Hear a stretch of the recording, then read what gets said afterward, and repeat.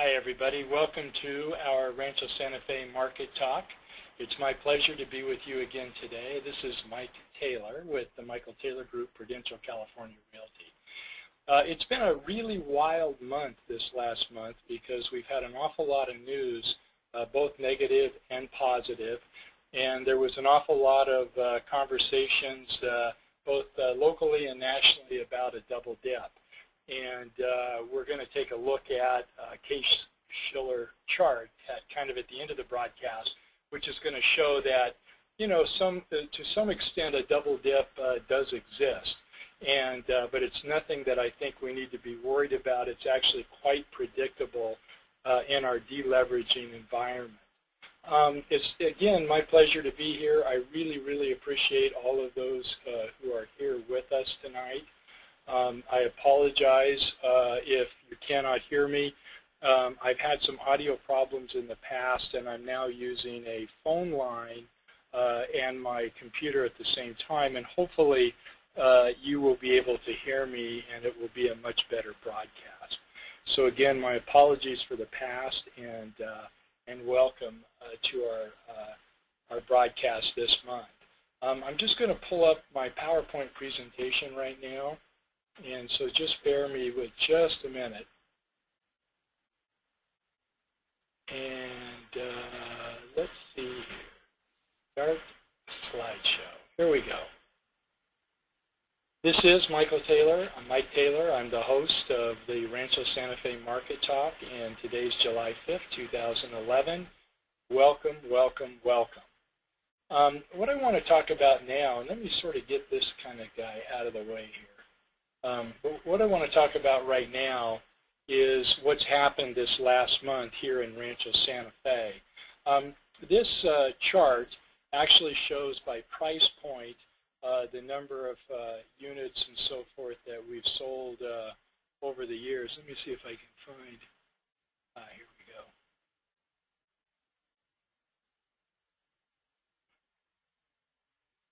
So here we go.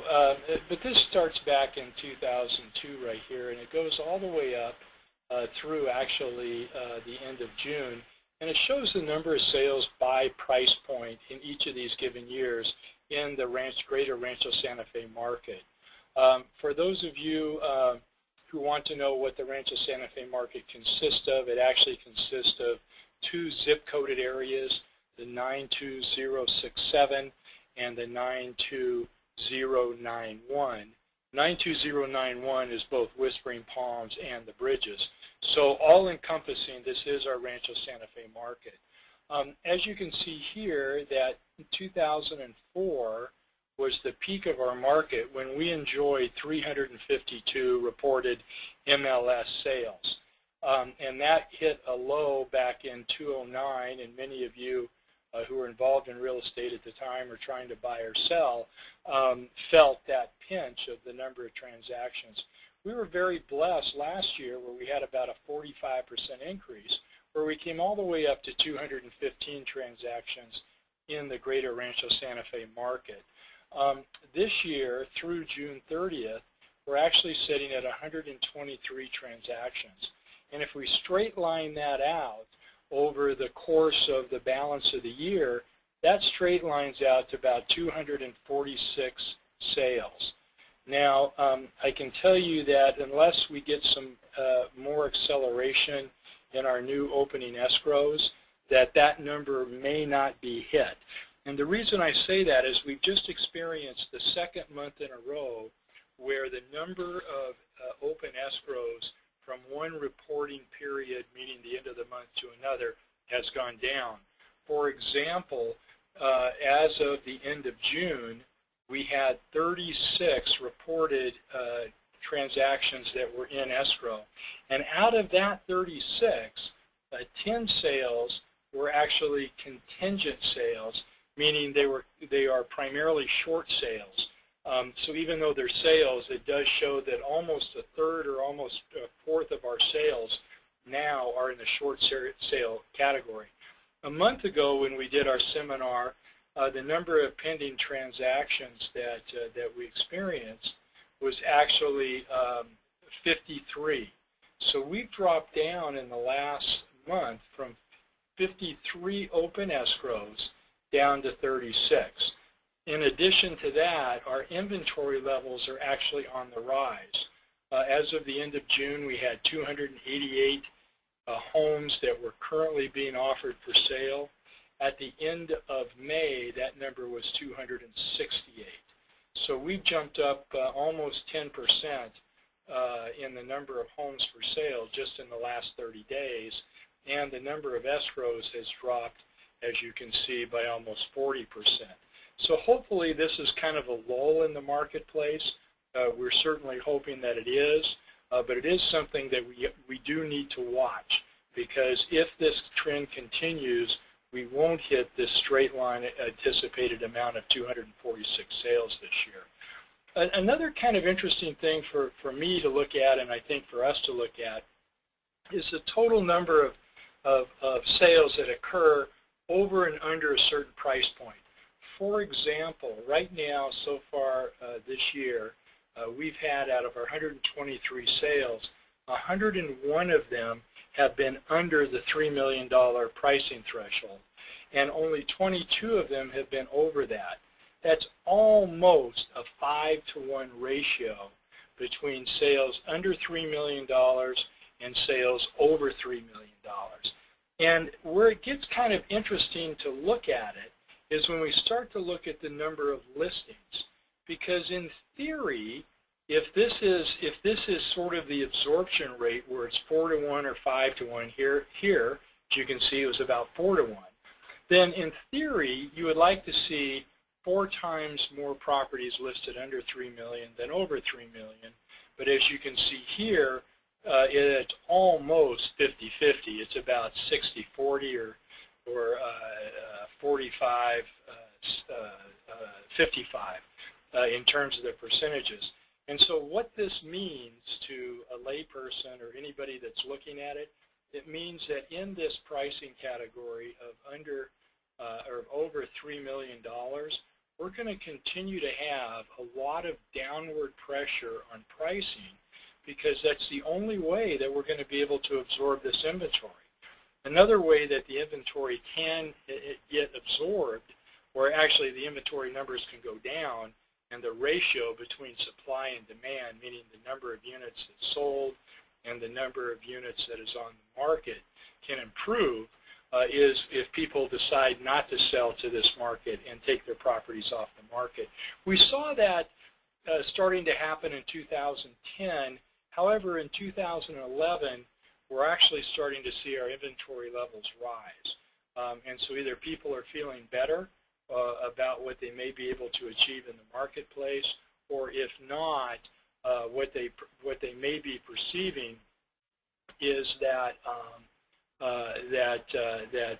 it's a good time to sell, in which case the truth of the matter is that the inventory levels are not coming that low. We've got a relatively balanced level of inventory. As you can see here, about a 6-month supply of inventory in the under $1 million category. Got about a 7.5-month supply right here in the over between $1 and $2 million. But then over $2 million, we get into a very heavily inventoried market, which again continues to put downward pressure on pricing and continues to keep a sense of urgency away from our prospective buyers. So if those of you out there who are trying to sell on these price points, if you're wondering what to do, you know, what you really have to do is position your property to all your competition in order to try to pick up the few buyers that are there. The interesting thing is, let's get back to the over $5 million category here. If we look at over $5 million right here, so far this year we've had 6 closings. Now last year we had a total of 16 closings in the over $5 million category. If we straight line out the over $5 million category, we're only going to have 12 closings compared to 16 in 2010, which is getting kind of interesting, because as the number of transactions overall is going up, the number of transactions over $5 million is actually going down. and the number of properties on the market over $5 million has gone up. So again, what that means is ultimately more downward pressure on pricing.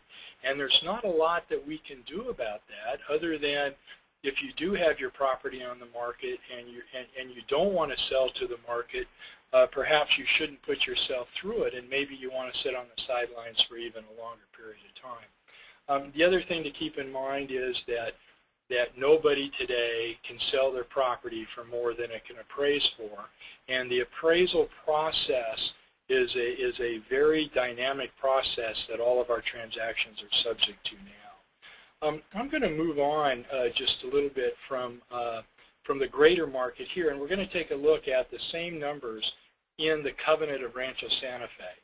And here, which is kind of interesting, here we've had 42 transactions in the covenant that have closed through June 30th.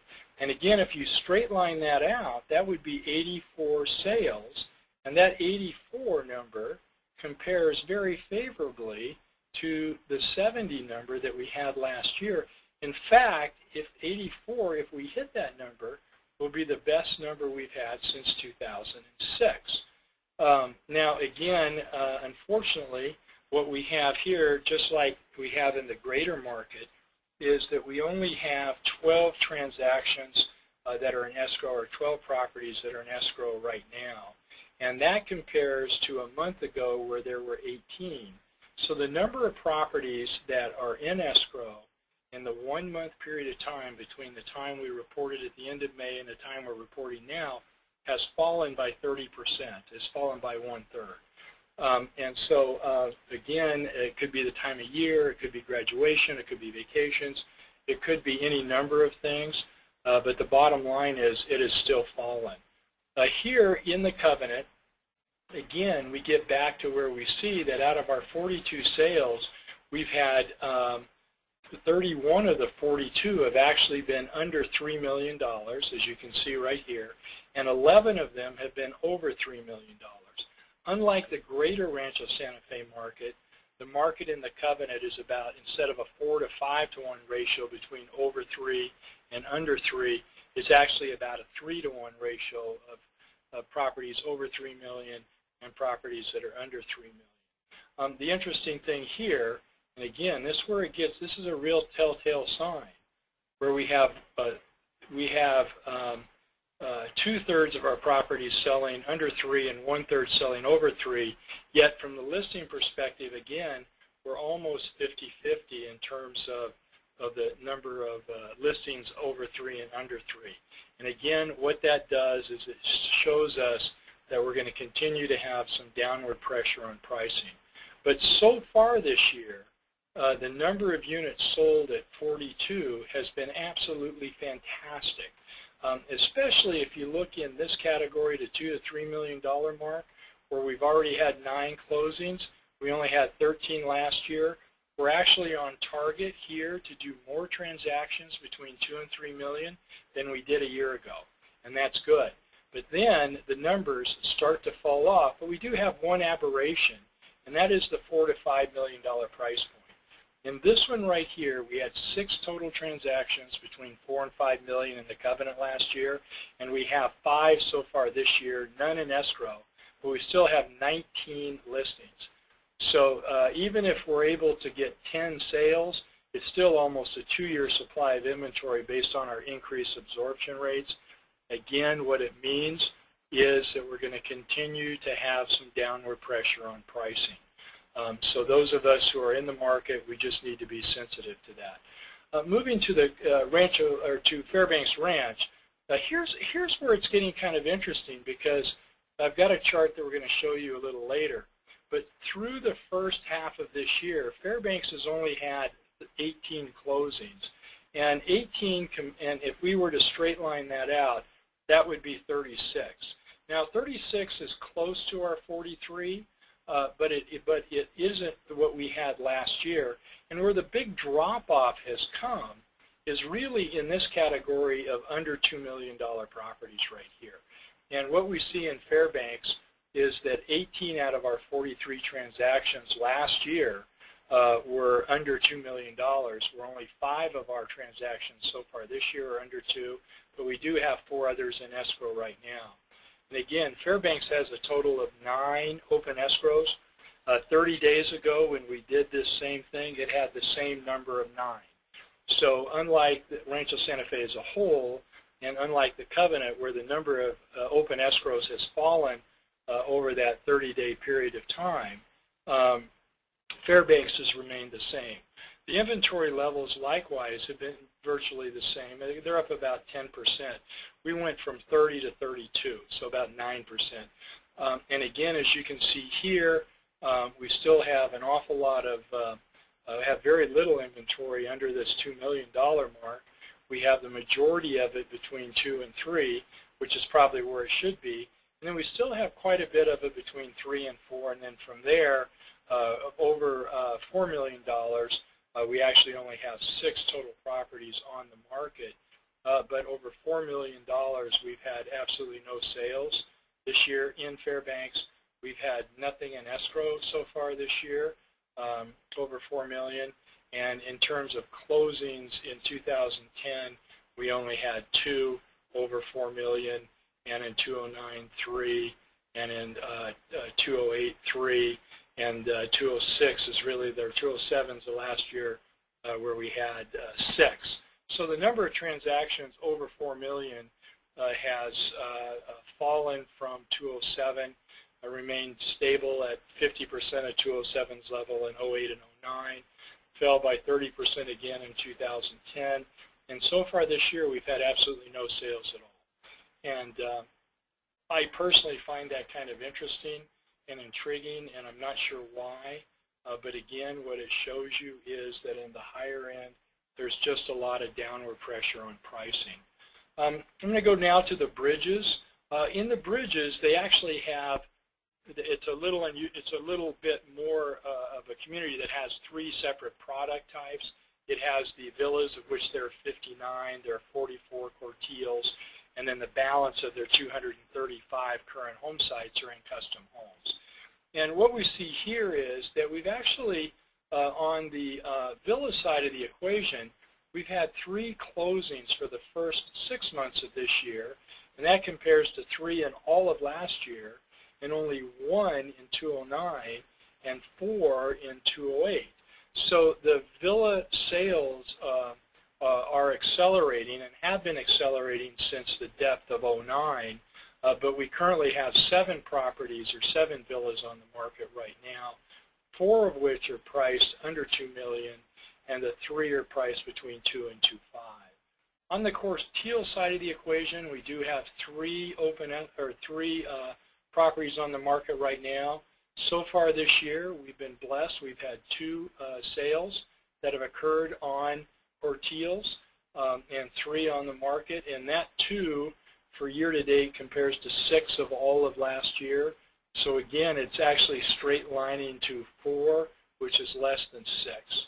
On the custom home site, this year we've actually had 2 closings. We have 1 property in escrow, and we have 17 that are listed for sale. If you straight line this 2, that would be 4 sales. We had 7 last year. We had 3 in 2009 and 9 in 2008. So again, what this shows you is that when you see these level of inventory numbers and you see these number of sales, it does place downward pressure on our pricing.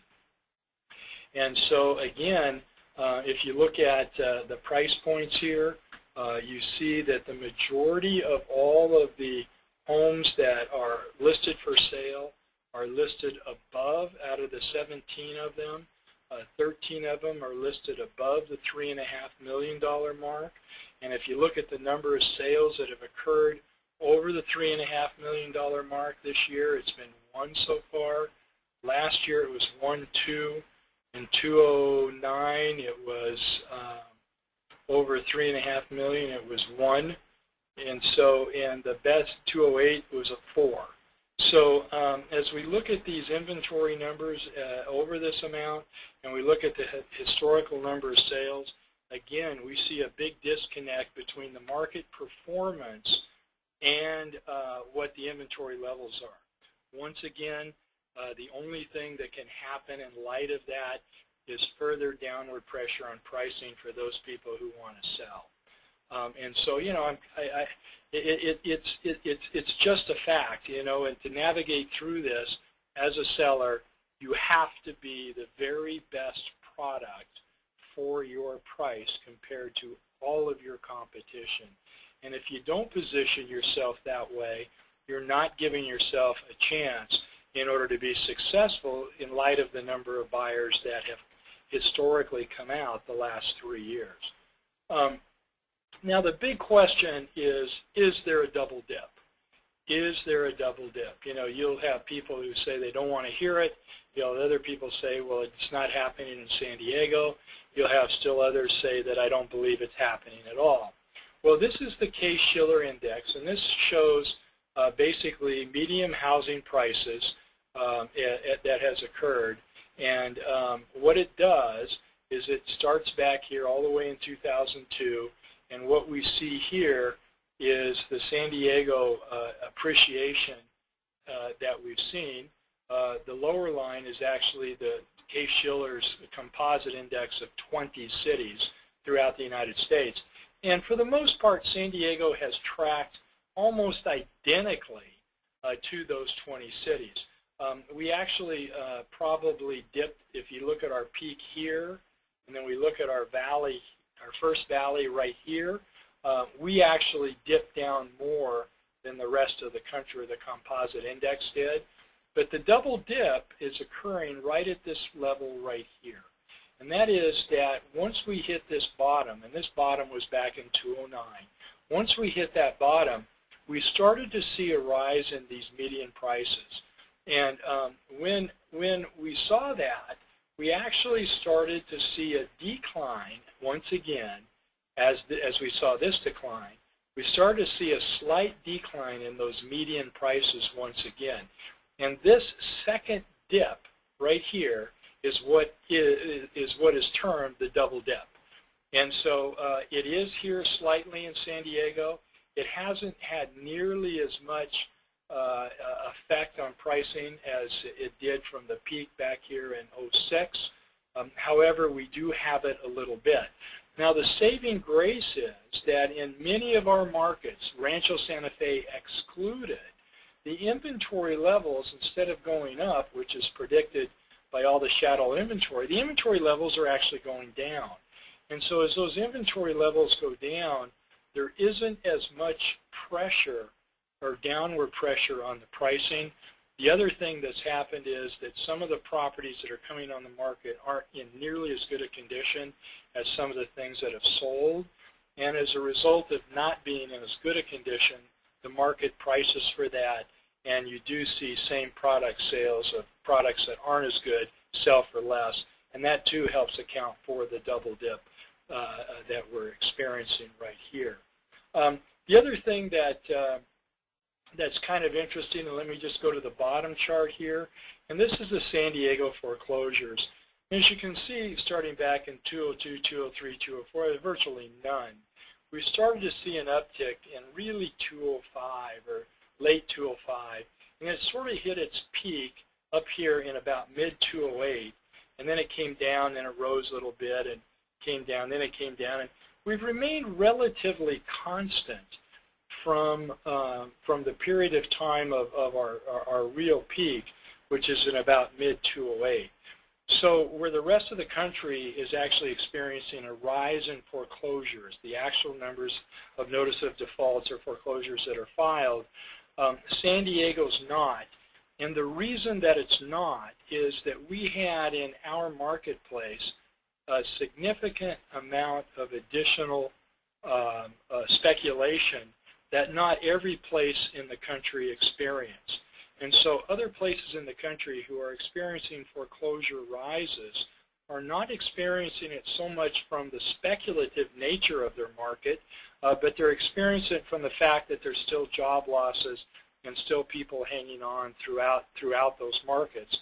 And until we can solve this unemployment problem, and until Congress absolutely through their actions makes that a priority as opposed to their words, I'm afraid we're still going to see, a slow burn on the default side of things. So that's what the double dip is. I'm not that concerned about it overall because, no equity goes straight up, no equity goes straight down. When you have an adjusting market, you get these peaks and valleys. And as long as they're not too severe, and as long as we can do something to create jobs, this deleveraging process will not have nearly the future impact on pricing as as the impact that occurred between 2008 and 2010, or 2007 and 2010. So that's the double dip. Now, the last thing I want to talk about tonight is this is just a rough market share report, and this has to do with. I want to use this chart to really demonstrate a couple of things.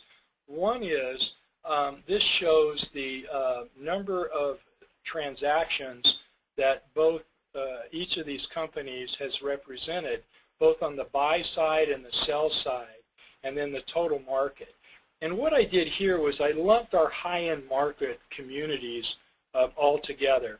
So this is a little broader than Rancho Santa Fe, but the reason that it's broader is that we have communities such as the Crosby, Rancho Pacifica, and Santa Luz that while they're not necessarily Rancho Santa Fe, what they are is that they have the same kinds of homes and they have the same kinds of pricing, and therefore if a person is looking to live in this general larger area, they are taking some of our buyers into their communities, as they have done since their inception.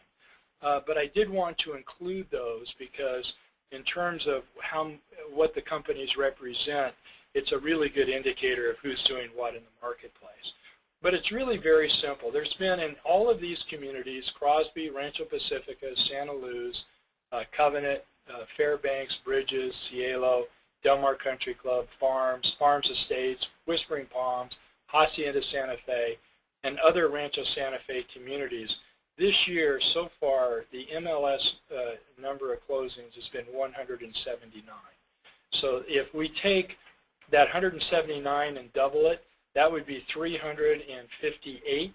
And last year, in all of these communities, there were 319 sales.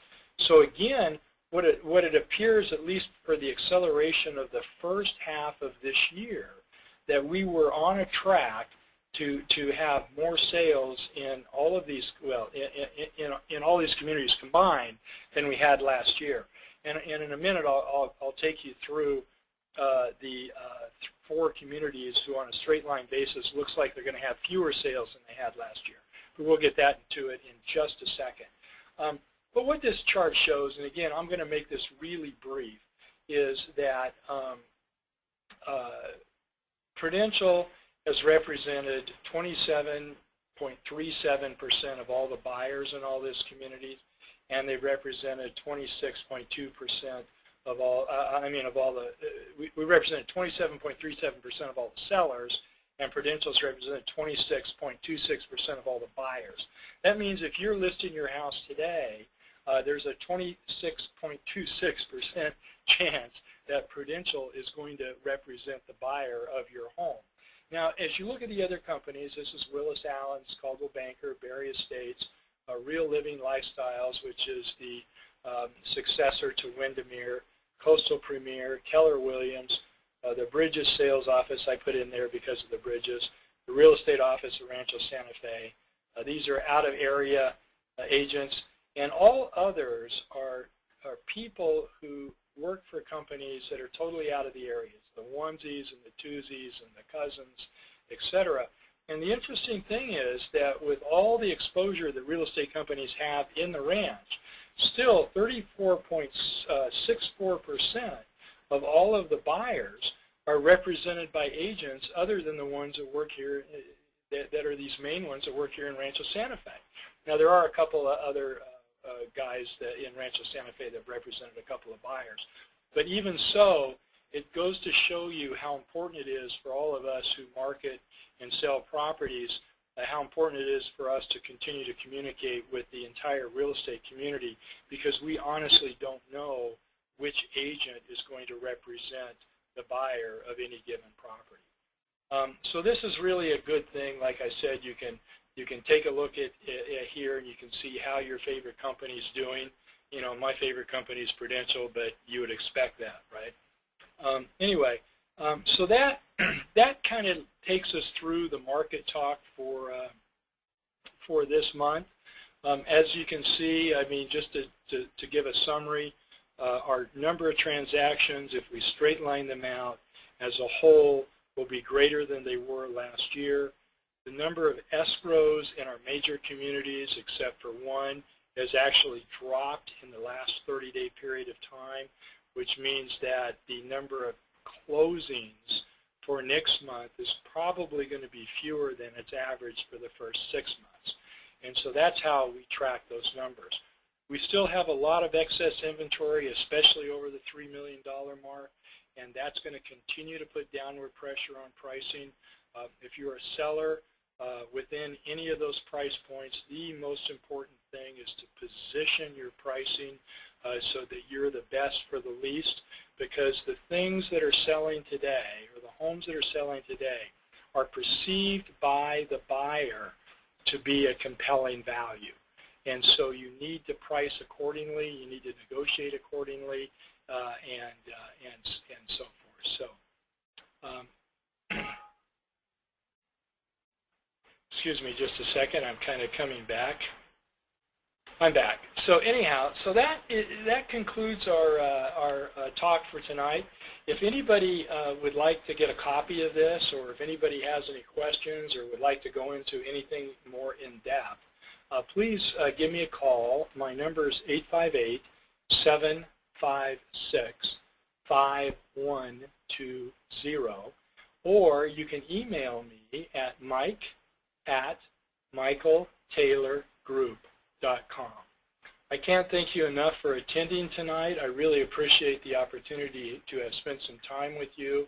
I hope what I've spelled out for you has helped. If not, I'm sorry. But anyway, good night. This is Mike Taylor. This concludes our July 2011 Rancho Santa Fe Market Talk. Take care now. Bye-bye.